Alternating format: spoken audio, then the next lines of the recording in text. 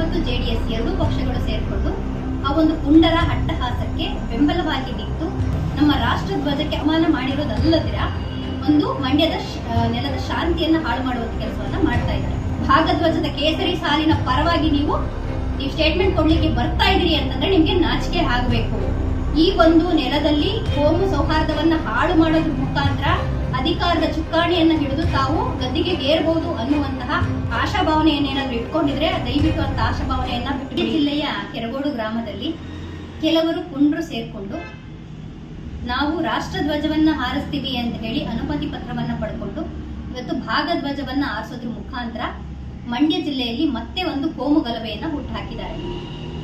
ಈ ಕೋಮು ಗಲಭೆಯನ್ನ ಹುಟ್ಟುಹಾಕಿ ಇಡೀ ಮಂಡ್ಯದ ಜನತೆಯ ಶಾಂತಿಗೆ ಭಂಗ ತರುವಂತ ಕೆಲಸವನ್ನ ಮಾಡುತ್ತಿರುವಂತವರಿಗೆ ಇವತ್ತು ಬಿಜೆಪಿ ಪಕ್ಷ ಆಗಿರ್ಬೋದು, ಜೆಡಿಎಸ್ ಪಕ್ಷ ಆಗಿರ್ಬೋದು, ಬುದ್ಧಿವಾದವನ್ನ ಹೇಳಿ ಸಮಾಜದಲ್ಲಿ ಶಾಂತಿಗೆ ಹೆಚ್ಚು ಒತ್ತನ್ನ ಕೊಡಬೇಕಾಗಿತ್ತು. ಆದ್ರೆ ಇವತ್ತು ಈ ಬಿಜೆಪಿ ಮತ್ತು ಜೆಡಿಎಸ್ ಎರಡೂ ಪಕ್ಷಗಳು ಸೇರ್ಕೊಂಡು ಆ ಒಂದು ಪುಂಡರ ಅಟ್ಟಹಾಸಕ್ಕೆ ಬೆಂಬಲವಾಗಿ ನಿಂತು ಇವತ್ತು ರಾಷ್ಟ್ರಧ್ವಜಕ್ಕಿಂತಲೂ ಕೂಡ ಭಾಗಧ್ವಜ ಹೆಚ್ಚು ಅನ್ನುವಂತಹ ಸಂದೇಶವನ್ನ ಸಮಾಜದಲ್ಲಿ ಸಾರೋದ್ರ ಮುಖಾಂತರ ನಮ್ಮ ರಾಷ್ಟ್ರಧ್ವಜಕ್ಕೆ ಅವಮಾನ ಮಾಡಿರೋದಲ್ಲದಿರ ಒಂದು ಮಂಡ್ಯದ ನೆಲದ ಶಾಂತಿಯನ್ನ ಹಾಳು ಮಾಡುವಂತ ಕೆಲಸವನ್ನ ಮಾಡ್ತಾ ಇದ್ದಾರೆ.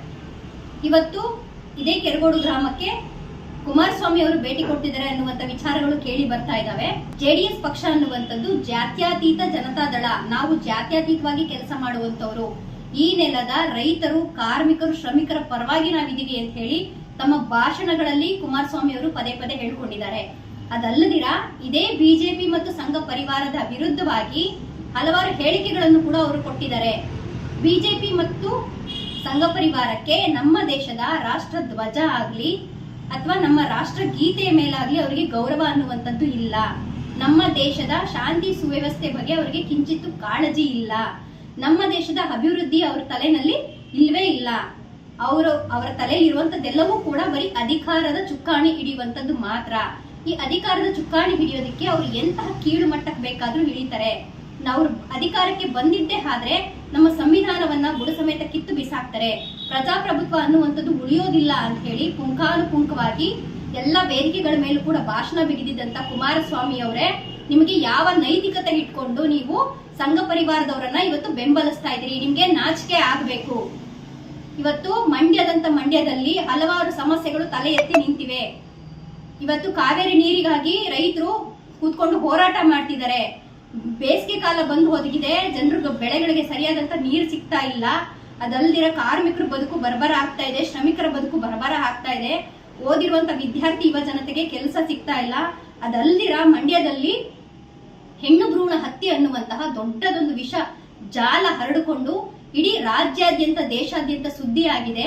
ಅದಲ್ದಿರ ಸಾಮೂಹಿಕ ಅತ್ಯಾಚಾರಗಳು ನಡೆದು ಹೆಣ್ಣು ಮಕ್ಕಳ ಮಾರಣ ಹೋಮಗಳು ನಡೀತಾ ಇದಾವೆ. ಇದ್ಯಾವುದ್ರ ಬಗ್ಗೆನೂ ಕೂಡ ಬಾಯಿ ಬಿಚ್ಚು ಮಾತಾಡದೇ ಇದ್ದಂತಹ ಕುಮಾರಸ್ವಾಮಿ ಅವರು ಇವತ್ತು ಬಿಜೆಪಿ ಜೊತೆಗೆ ಮೈತ್ರಿ ಮಾಡ್ಕೊಂಡು ಬಿಟ್ಟಂತ ಕಾರಣಕ್ಕೋಸ್ಕರ ಈ ಹಿಂದೆ ಅವರೇ ಟೀಕಿಸ್ತಿದ್ದಂತಹ ಬಿಜೆಪಿ ಸಂಘ ಪರಿವಾರಕ್ಕೆ ಇವತ್ತು ಅವರ ಪರವಾಗಿ ಭಾಷಣ ಬಿಗಿಯೋದಕ್ಕೆ ಕೆರಗೋಡಿಗೆ ಬರ್ತಿದ್ದಾರೆ ಅಂತಂದ್ರೆ ನಾಚಿಕೇಡಿನ ಸಂಗತಿ. ನೀವು ಕೂಡ ಇವತ್ತು ಅಧಿಕಾರವನ್ನ ಹಿಡಿಯೋದಕ್ಕೋಸ್ಕರ, ಅಧಿಕಾರದ ಚುಕ್ಕಾಣಿಯನ್ನ ಹಿಡಿಯೋದಕ್ಕೋಸ್ಕರ ಇವತ್ತು ರೈತರ ಹಸಿರು ಶಾಲನ್ನ ಬಿಟ್ಟು ಇವತ್ತು ಭಾಗಧ್ವಜದ ಕೇಸರಿ ಸಾಲಿನ ಪರವಾಗಿ ನೀವು ಸ್ಟೇಟ್ಮೆಂಟ್ ಕೊಡ್ಲಿಕ್ಕೆ ಬರ್ತಾ ಇದೀರಿ ಅಂತಂದ್ರೆ ನಿಮ್ಗೆ ನಾಚಿಕೆ ಆಗಬೇಕು.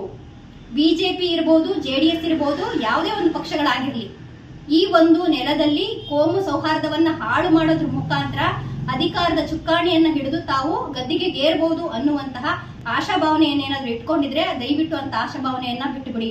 ಈ ಮಂಡ್ಯ ನೆಲಕ್ಕೆ ಅದರದೇ ಆದಂತ ಇತಿಹಾಸ ಇದೆ. ಹಿಂದೇನು ಕೂಡ ಹುರಿಗೌಡ ಮತ್ತು ನಂಜೇಗೌಡ ಅನ್ನುವಂತಹ ಹೆಸರುಗಳನ್ನ ಇಟ್ಕೊಂಡು ಮಂಡ್ಯಕ್ಕೆ ಹುರಿ ಮತ್ತು ನಂಜಿನ ಕಿಚ್ಚನ್ನ ಹಚ್ಚಲಿಕ್ಕೆ ಬಂದಂತ ಸಂದರ್ಭದಲ್ಲಿ ಈ ಮಂಡ್ಯ ಜಿಲ್ಲೆಯಲ್ಲಿರುವಂತಹ ಎಲ್ಲ ಪ್ರಗತಿಪರ ಸಂಘಟನೆಗಳು, ರೈತರು, ಮಹಿಳೆಯರು ಒಂದಾಗಿ ಅದನ್ನ ಹಿಮ್ಮೆಟ್ಟಿಸಿದ್ದಾರೆ. ಈ ಒಂದು ಮಂಡ್ಯದ ನೆಲದಲ್ಲಿ ನಮ್ಮ ದೇಶದ ರಾಷ್ಟ್ರ ಧ್ವಜಕ್ಕೆ, ನಮ್ಮ ಕನ್ನಡದ ಬಾವುಟಕ್ಕೆ ಮತ್ತು ರೈತನ ಬೆವರಿನ ಸಂಕೇತವಾಗಿರುವಂತಹ ಹಸಿರಿನ ಸಾಲಿಗೆ ಮಹತ್ವವಿದೆಯೇ ವಿನಃ ರಾಜಕೀಯದ ದೊಣ್ಣೂರಿಯನ್ನು ಹತ್ತುರಿಸಲಿಕ್ಕೆ ಬರುವಂತ ಬೇರೆ ಯಾವುದೇ ಬಣ್ಣದ ಧ್ವಜಗಳಿಗಿರ್ಬೋದು ಅಥವಾ ಕುತಂತ್ರಗಳಿಗಿರ್ಬೋದು ಮಂಡ್ಯದ ಒಂದು ನೆಲ ಅವಕಾಶ ಮಾಡಿಕೊಳ್ಳೋದಿಲ್ಲ. ಈ ಒಂದು ಲೋಕಸಭಾ ಚುನಾವಣೆಯಲ್ಲಿ ನಿಮ್ಗೆಲ್ರಿಗೂ ಕೂಡ ತಕ್ಕ ಪಾಠವನ್ನ ಕಲಿಸ್ತಾರೆ. ಕುಮಾರಸ್ವಾಮಿ ಅವರೇ, ನಿಮಗೆ ನಿಜವಾಗ್ಲೂ ನೈತಿಕತೆ ಅನ್ನುವಂಥದ್ದಿದ್ರೆ ನಿಮ್ಮ ಅಂತರಾಳವನ್ನ ಮತ್ತೊಮ್ಮೆ ಪರೀಕ್ಷೆ ಮಾಡ್ಕೊಳ್ಳಿ. ಜೊತೆಗೆ ಇವತ್ತ ಮಹಾತ್ಮ ಗಾಂಧೀಜಿಯವರ ಹುತಾತ್ಮ ದಿನ, ಮಹಾತ್ಮ ಗಾಂಧೀಜಿಯವರನ್ನ ಕೊಂದ ದಿನ. ಈ ಕೊಂದ ದಿನದ ಪ್ರಯುಕ್ತವೂ ಕೂಡ ಸೌಹಾರ್ದತೆಯನ್ನ ಅಥವಾ ಗಾಂಧೀಜಿಯವರ ಹುತಾತ್ಮರಾದ ನೆನಪಿನಲ್ಲಿ ಈ ದೇಶದಲ್ಲಿ ಮೊಟ್ಟ ಮೊದಲ ಭಯೋತ್ಪಾದನೆ ಕೃತ್ಯ ನಡೀತು. ಅದನ್ನು ಖಂಡಿಸುವ ಪ್ರಯತ್ನವನ್ನು ಕೂಡ ಈ ಹೋರಾಟಗಾರರು ಮಾಡ್ತಾ ಇದ್ದಾರೆ.